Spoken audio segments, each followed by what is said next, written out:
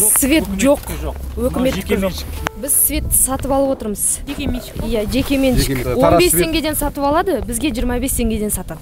Мына жақта жел қатты, қанша мере столбамыз құлады ғой? Құлады да? Құлап, қайтта тұрғызамыз әйтеуір. 2 күн светсіз отырамыз.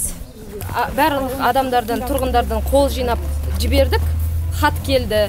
Сіздердің мәселелеріңіз қаралып жатыр деді.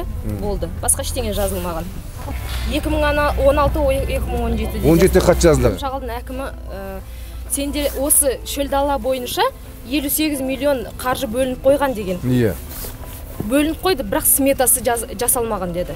Қыруар қаражат мемлекеттен бөлініп отыр, бірақ осында жергілікті билік оны жүзеге асырмай отыр. Неге? Өйткені талдау мәселесі жоқ. Ең басты мәселе біз халықтық қадағалауды енгізбекші. Осы халық болып осы мәселені қадағаласақ, онда билік міндетті түрде сапалы жұмыс жасайтын болады.